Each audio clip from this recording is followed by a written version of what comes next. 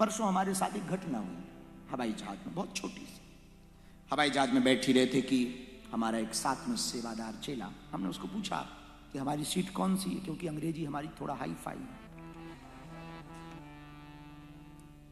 और पढ़ने में भी हाई फाई है और बोलने में तो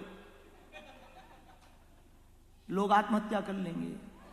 अभी हमारी अंग्रेजी अंग्रेज सुनेंगे वास्तविक अंग्रेज सुनेंगे तो हम कब ही का सी कर दें और सी का ही कर दें ये हम ही जानते हैं। तो हम बैठने लगे तो हमने पूछा हमारी, तब तक हमारे पीछे एक हमारा चेला हमसे बोला कि हमने पूछा कि हमारी सीट कौन सी, बोले ये है। और हमने कहा तुम्हारी, तो उसने कहा कि हमारी तो इकोनॉमी में है। बड़ा मायूस हो गया, हमारी तो इकोनॉमी में। हमने उसको जाते जाते कहा इधर आओ, कुशल मनाओ इकोनॉमी में। कितने लोग भारत में ऐसे नहीं है जो फ्लाइट पर चढ़ने को तरसते हैं, और कुशल मनाओ कि तुम इंटरनेशनल फ्लाइट में चढ़ गए। कुछ लोग तो डोमेस्टिक में नहीं चढ़ पाए, तो इंटरनेशनल। इसलिए मेरे पागलों, रजा हो जो तेरी हो मेरी खुशी, रजा हो जो तेरी। महाराज दधीची से कहा कि तुम्हारी हड्डियों का बाण बनना है, तुम्हारी हड्डियों से धनुष बनाया जाना है, क्या तुम अपनी हड्डियां दान करोगे? दधीची ने कहा यदि तुम्हारी ये रजा है तो हम तैयार। हरिश्चंद्र ने घर छोड़ा, मीरा ने इसका प्याला पिया भगवान की रजा के लिए। मेरे प्रियजनों, हम दुखी हैं ही इसलिए क्योंकि भगवान की रजा में आ नहीं गए, अपने मन का चाहते। भगवान वही करता जो तुम्हारे लिए बेहतर होता है। याद रखना, हम मनुष्यों की सोच अपने लिए बेहतर होती है और भगवान की सोच भक्त के लिए बेहतरीन होती है। हम लोग सिर्फ बेहतर सोच सकते, बेहतरीन नहीं। भगवान जो करेगा वो बेहतरीन करेगा। इसलिए कभी भी भगवान की सोच पर। एक घटना ऐसी हुई कि एक जगह पर एक राजा का मंत्री था। तो राजा को कभी कभी राजाओं को शौक चढ़ता है सब्जी काटने का। उस राजा को सब्जी काटने का शौक चढ़ा, वो चाकू बड़ी धारदार थी, उसका अंगूठा कट गया। तो पीछे से मंत्री ने कहा भला हुआ। अब बताओ, किसी का अंगूठा कट जाए, कोई पीछे से कहे भला हुआ, क्या बीतेगी जरा सोचो। राजा ऊपर से अंगूठा कटा और फिर पीछे से गए भला हुआ, बड़बड़ा गया, बोले इसको जेल में डालो, जेल में डालो। जैसे जेल में गया तो सोचा 2-4 घंटे बाद, क्योंकि बहुत समर्पित मंत्री था, तो 2-4 घंटे बाद राजा मिलने गया, अंगूठे पे पट्टी वट्टी बंधवा करके गया और फिर पूछा कहो मंत्री जी? बोले राजा साहब भला हुआ। फिर बोला भला हुआ। 4 घंटे में बुद्धि ठिकाने नहीं लगी, डरा रहने दो, पड़ा रहने, मत निकाल ले इसको। मंत्री ने कहा वो और बढ़िया है, भला हुआ। तो किसी ने कहा कि ऐसी बातें बोलकर तुम काहे को दंड पाते हो, जेल में पड़े रहोगे, सड़ जाओगे। अरे बोले भला हुआ, कौन काम काज कर, यहाँ पाए पाए पड़े पड़े खाने को तो मिले। अच्छा, बदकिस्मती से राजा शिकार खेलने गया। शिकार करते करते राजा रास्ता भूल गया और एक जगह पकड़ा गया किसी दूसरे देश के राजाओं की सेना से। और उस सैनिकों को आवश्यकता थी किसी मनुष्य की जिसकी बलि दी जा सके, क्योंकि उनके राजा को कोई बेटा नहीं हो रहा था, बेटा हो गया था, काली माता को नर बलि देनी थी, तो किसी की पकड़ की तैयारी थी। और राजा पकड़े गए, बिना मंत्री के पकड़े गए। राजा को लाया गया बलि के लिए। पंडितों ने, जो वहां काली के साधक थे, उन्होंने पूजा पाठ की, थोड़ा तिलक चंदन किया और बोले जरा चेक करो कोई खंडित तो नहीं। बलि वही स्वीकार होगी जो पूरी सेफ हो, कुछ खंडवंड तो नहीं है। तो जब देखा कि बाकी सब तो ठीक था, अंगूठा नहीं था, तो जो पुजारी थे उन्होंने कहा कि ये बलि नहीं चलेगी, इसको धक्का मार के 2-4 थप्पड़ मार के फेंको। पूरा पूरा चाहिए। राजा को धक्का वक्का मार करके छोड़ दिया। कई महीनों बाद राजा घर आया और पूरे महीनों में यही सोचता रहा कि मंत्री ठीक कहता था, भला यदि अंगूठा ना कटता तो आज हम कट गए थे। लेकिन जब महीनों बाद राजा घर आया तो उसने सोचा मंत्री को मिले, धन्यवाद दें कि थैंक यू वेरी मच, तूने सच कहा था, भला हुआ। तो जेल में मिलने गए, वो तो जेल में ही पड़ा था, राजा गायब हो गया था। तो वापस आके मंत्री को जेल में मिले, बोले मंत्री ऐसी ऐसी बात हुई और भला हुआ, तू सच कह रहा था, भला हुआ। आज अंगूठा ना कटा होता तो हम कट गए थे। पर एक बात समझ नहीं आई। मंत्री ने कहा क्या? राजा हम कहता कि हमारा तो ठीक है, पर 1 महीना तुम कष्ट में रहे, मच्छरों ने काटा, इतना कष्ट पाया, मेरा तो भला हुआ पर तेरा भला ना हुआ। मंत्री बोला मेरा तो डबल भला हुआ। राजा बोला क्यों? बोले आप जाते तो हम भी जाते। बोले हाँ। आप पकड़े जाते तो हम भी पकड़े जाते। बोले हाँ। आप तो अंगूठे के चक्कर में छूटे जाते, हमारी गर्दन कट जाती।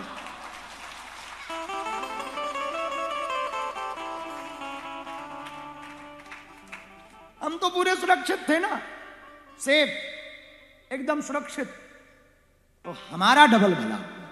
इसलिए राजा हो जो वो मेरी खुशी, राजा हो जो तेरे। कबीर कहते भला हुआ मेरी मटकी फूटी, मैं पनिया भरन से छूटी, भला हुआ मेरी माला टूटी, मैं भजन करन से छूटी। क्योंकि राजा हो जो तेरे वो मेरी खुशी है, तेरी साधना। जो भक्त हो वो कहना भगवान से घर जाके, तेरी साधना मेरी जिंदगी है, राजा हो जो तेरे वो मेरी खुशी। भगवान को धन्यवाद दें। प्रभु आपका बड़ा धन्यवाद, मनुष्य तन दिया, बड़ा धन्यवाद सनातन धर्म दिया, बड़ा धन्यवाद अपनी भक्ति करने का अवसर दिया। अब ये जिंदगी में जितना तुमने पा लिया मेरे प्रियजनों, ये तो कभी पूरा होना नहीं, इसलिए कभी मौका मिले ना भगवान की डूब के भक्ति किया कर। जितना तुम तरसते हो ठाकुर के लिए, उतना वो भी तुम्हारे लिए तड़पता है।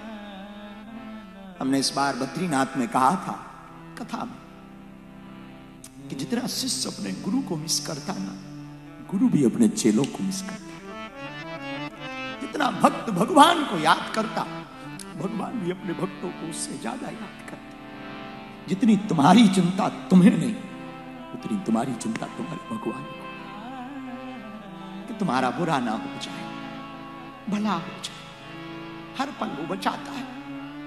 ये बात अलग है कि वो दिखाई नहीं पड़ता, पर वो रहता साथ, हर पल साथ। जैसे हवा तुम्हारे साथ है, वैसी भगवान की कृपा तुम्हारे साथ है।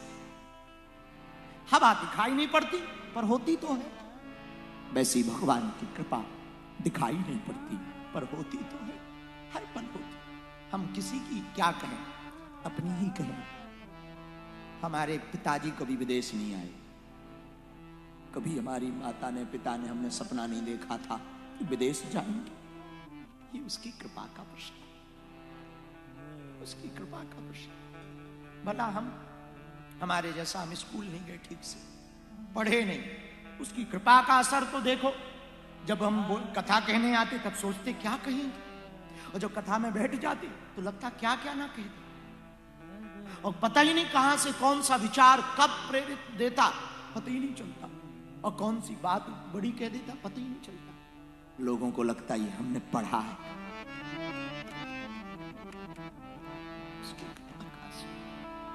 उसकी कृपा का लोगों को लगता होगा कि हम तैयारी करते हैं, कोई तैयारी, एक ही तैयारी रहती, जाने के पहले और बैठने के पहले। जब भी व्यासपीठ पर बैठते या कथा कहने बैठते तो उससे कह देते हमें कुछ आता नहीं है, नाक ना कटवा देना, कुछ आता नहीं, नाक ना कटवा देना, इतना कह के बैठ जाते और ऊपर देख के कहते आपकी कथा आप ही कहो, आइए पवन कुमार खलबन पान की क्या, आओ पीर बजरंग बली बैठो, जो मन करे सो कहो। हम कल कह रहे थे, परसों भी एक सज्जन को कह रहे थे कि विचार करो, दुनिया में कोई उदाहरण आपको मिले या ना मिले, हम अपना उदाहरण देख के जरूर तुमको कहेंगे भगवान की कृपा का अनुभव करना है, इससे बड़ा कोई उदाहरण नहीं हो सकता।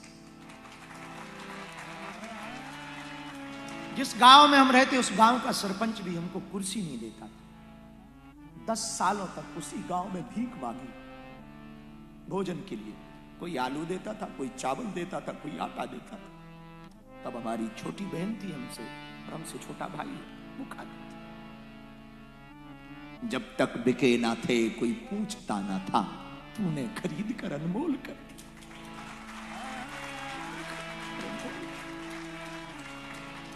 अभी 4-5 दिन पहले हम कोलंबो थे और वहां की Indian commission of high commission of house में वहां की सरकार, वहां के क्रिकेटर, बड़ा प्रसिद्ध नाम सनत जयसूर्या आदि, अर्जुन राणा तुंगा, सब लोग मिलने आए जहां हम रुके थे। उन्होंने सुना कि बागेश्वर बाबा आए, सब मिलने आए। तो जब वो सब मिलकर के इंडिया हाउस में हम वहां संबोधित कर रहे थे और वहां से जैसे ही निकले मन भर गया, एकदम दिल भर गया। और गाड़ी में बैठे बैठे एक ही ख्याल आया कि जिसकी बाहें को परमात्मा पकड़ लेता वो कहां से कहां पहुंचा,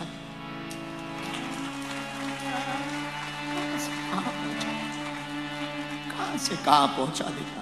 कहां औकात थी हमारी, गांव के लोग नहीं पूछते थे। और आज देखो जकार्ता में हम आपको भगवान की कथा सुना पाए। अपनी खुद की बहन के विवाह में 20,000 रुपया उधार नहीं मिला, 20,000। और आज उतने की टिकट पे आ गए। ये भगवान की कृपा का वर्षा, इनसे बड़ा दयालु। हम एक ही बात कहेंगे, मेरे पागलों, हम लोगों की सोच तो बेहतर होती, भगवान की कृपा बेहतरीन होती। इसलिए इनके घर देर है। हाँ, धैर्य बहुत जरूरी, धैर्य बहुत। एक तो समर्पण, दूसरा धैर्य। भगवान की भक्ति में तुम्हारा समर्पण होना बहुत आवश्यक है। इतना समर्पित जैसे 4-5 साल का बच्चा मां के अलावा कुछ नहीं जानता, वैसे भक्त को भगवान के अलावा कुछ नहीं जानना चाहिए। बालक और बालिका जिसके लिए केवल दुनिया मां होती है, वैसे भक्त के लिए दुनिया भगवान होनी चाहिए। और अगर भक्त के लिए दुनिया भगवान हो जाएगी तो इस कलिकाल में भी तुम भगवान का अनुभव कर पाओगे, कलयुग में देख पाओगे भगवान को महसूस कर पाओगे। परमात्मा जब नहीं आ पाता तो वो महात्मा को भेज देता। परमात्मा जब मिल नहीं पाता वो महात्मा को जीवन में भेज देता, किसी गुरु को भेज देता, जा तेरा भला हो। और उसकी लीलाएं, उसकी बातें ऐसा अनुभव कराती कि जब महात्मा ऐसा है तो परमात्मा कैसा है। जिसकी रचना इतनी सुंदर, वो कितना सुंदर, भगवान कितना सुंदर नहीं होगा। इसलिए मेरे प्रियजनों, सदा भगवान के रहो, हर परिस्थिति में भगवान के रहो। भक्त का पहला और अंतिम लक्षण यही है, पृथ्वी पलट जाए पर भक्ति से ना पलटे। चाहे जो हो जाए, भक्ति से दूर ना। भक्ति सदैव चित्त में बनी रही। भक्त की भक्ति बनी रही तो भगवान उसके करीब है। परिस्थितियां तो आएंगी, कष्ट तो सबको पाना पड़ेगा, हमें भी भोगना पड़ता, हमको भी दुख होता। ऐसा नहीं है कि नहीं होता। अंतर इतना है कि हमने अपना बोझा भगवान पर छोड़ दिया, तुम अपना बोझा खुद ढो रहे, बस इतना अंतर है। परिस्थितियां तो हमारे साथ भी, हम भी मां को नहीं मिल पाते, परिवार को नहीं मिल पाते। हमारा भी कई बार मन करता बचपन में खेले नहीं, अभाव रहा तो खेले। हमारा भी मन करता कभी खूब सोए, हमारा भी मन करता कि एकदम बाहर ही रहते हैं, बागेश्वर धाम पर रहे, कभी उनको चोला चढ़ाए, फिर से झाड़ू लगाए। पर मन में ये आता, यदि वहीं बने रहेंगे तो विदेशों में जाकर या कोने कोने में जाकर सनातनियों को जगाएंगे कैसे, हिंदुत्व को जगाएंगे कैसे। जाना पड़ता, पर जाना पड़ना उसमें भी अपनी रजा नहीं है, उसकी रजा है अहम कर्ता न मन्यते। तुम्हें यदि सुखी रहना है, इंडोनेशिया के प्रियजनों, आज की कथा का दूसरा सूत्र घर लेकर के जाना। पहला मध्य मार्ग और दूसरा, यदि तुम्हें सुखी रहना, अहम कर्ता न मन्यते, मैं नहीं कर रहा हूं, भगवान मुझसे करवा रहा है।